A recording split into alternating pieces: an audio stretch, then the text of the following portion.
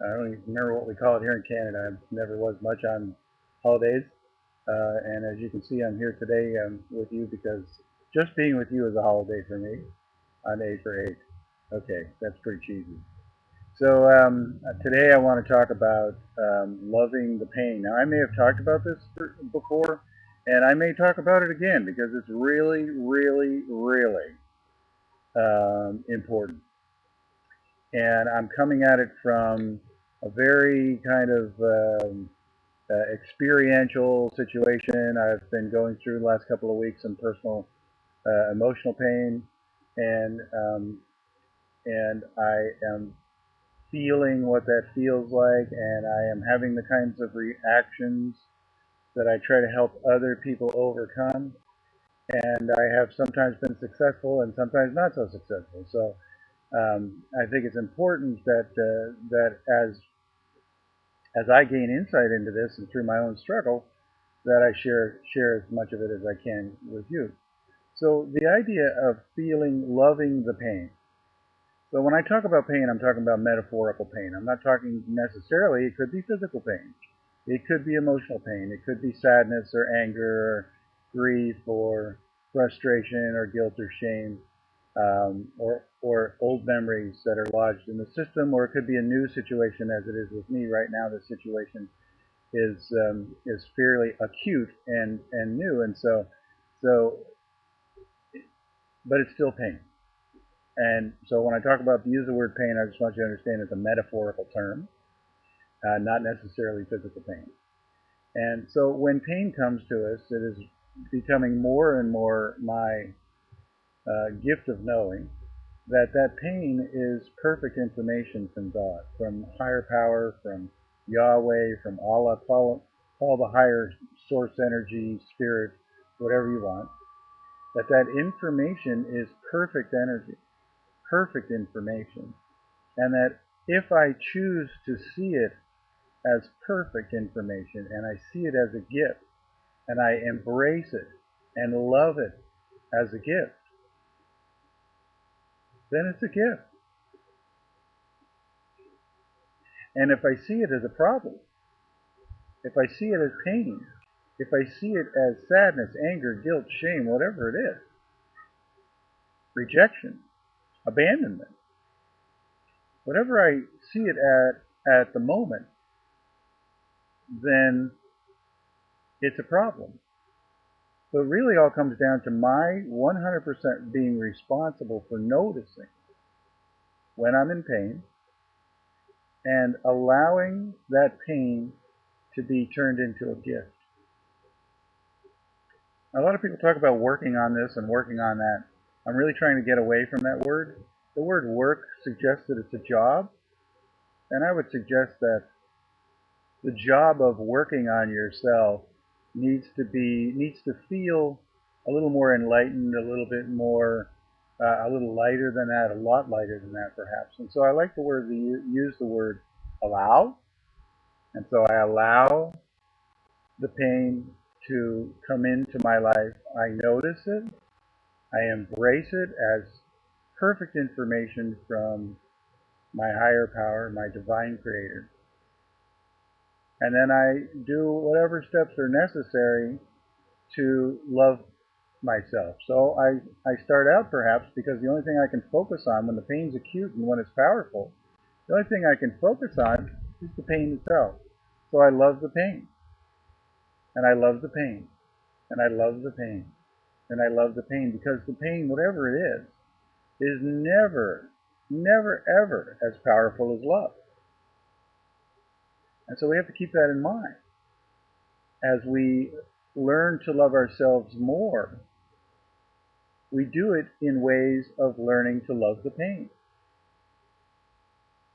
What else did we come here to do in this life? We came here to notice that we have pain, to learn a lesson from it, and to learn how to love ourselves. What is it that we all want before we go to our higher energy, before we move on to our next life, whatever that might be, to leave this body? What is it that we want? I think the only thing, our purpose, is to love ourselves to the point of spilling over, to love ourselves so much that we fill up all the space that was dedicated to our coming here on earth, to fill up all that space with love, and then to spill it over to help expand the universe, to take responsibility for our job in the expansion of the universe. I think that's part of our job, and the way we do that is with love, because if we do it in any other way, we're doing harm. So we don't want to harm ourselves, and we certainly don't want to harm others, and we don't want to harm the animals, and we don't want to harm the earth. And so how do we avoid all of that? We love ourselves to the point of spilling over. And so we have to start at a very practical point. And that practical point is when higher power brings us pain, there's a reason for it. We need it. We came here to receive that pain. And so the minute you get that, the sooner you understand that all the pain. And somebody said, well, what if somebody comes up and shoots you and kills you? So we were talking about this in my Tuesday night group. Somebody said, well, what if somebody comes up and shoots you and kills you? I said, well, then you were, that was the end of your life. That was the amount of time that you were designated to be here on this earth. It wasn't just a random act. And you have an opportunity to come back to another life, perhaps, at another time, and to go through pain and suffering and to learn how to love the pain. So let's not presume that we came here for one lifetime. I believe that we came here for many generations, and we came here to heal generations past and to heal descendants in the future and our future lives. And so, again, let's just say it one more time, and then we can do a little tapping on the mask. When pain shows up, when somebody bugs you, when your colleague at work does that thing that he or she does over and over that just drives you crazy, or when your boss at work comes to you and gives you a hard time for, even though you thought you did the best you knew how, gives you a hard time for not being good enough. That pain is pain generated by you. You have created that pain for some reason because you needed to have that pain in that moment. God has perfectly sent a messenger to you with that pain. And then the question is, how do you deal with it? Do you love the pain? Do you love the messenger? Do you love yourself? Or do you resist the pain? Are you angry at the messenger? Do you feel bad about yourself? Which feels better even as I described it? Loving the pain, loving the messenger, loving yourself.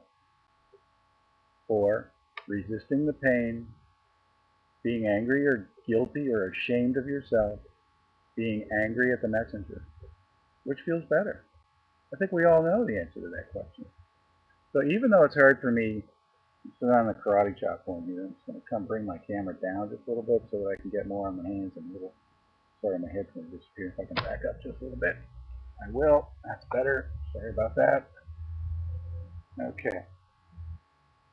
So, even though I have experienced pain in my life, and I have resisted it in the past, I choose a different path as I learn to love and accept myself more and more every day. Pain is coming toward me, streaming perfect information from my higher power, and I'm so grateful for that pain because it brings me a new message. It brings me a new understanding. It allows me to love the pain to the point of spilling over into love, transforming that pain into love and acceptance of myself. And as I learn to love and accept myself, I allow others to love and accept me. And as I allow others to love and accept me, I allow me to love and accept others more. And everything increases. My vibration increases. I get stronger. I have power with love. There's nothing more powerful than that. I become powerful with love as my guide. Nothing more powerful than that. Top of the head. I sometimes experience pain. Isn't that joyful? Isn't that a gift? I love and accept myself, inside out. Sometimes I forget, and when I forget to love the pain, I forgive myself instantly. I move on, and I begin to love the pain from that moment. As I forgive myself, I learn to love myself a little bit more. Outside out. Pain comes, pain will come. It's my choice to decide how to react to the pain. I love and forgive myself deeply and completely. Under the eye, pain will come to me. I can resist it or I can embrace it. But what is my choice beginning today? No matter how terrible the pain may seem to be, if I resist it, I make it 10 times worse. Under the nose. If I embrace it, the pain will melt away in the face of love. No negative emotion is more powerful than love and gratitude. On the chin, no negative emotion is more powerful than love and gratitude. And I love and accept myself. I am grateful for all that I am on the collarbone. I am grateful for all that I have and all that I'm about to become. Under the arm, I love you. I'm sorry. Please forgive me. Thank you. This has been Al Rody. This is 8 for 8. It's Monday morning on a long holiday weekend. I hope you have a wonderful holiday weekend. As will happen even on holidays, someone may bring you some pain. Some situation may be painful for you. Embrace it, and love yourself. Forgive whoever you think may have harmed you, as they are truly bringing you a gift in that moment, even if that's hard to accept. Begin to look at it that way, and you'll be able to accept it sooner. Less pain, more love. I love you. This is Al Rody. Have a wonderful week. I'll see you next Monday.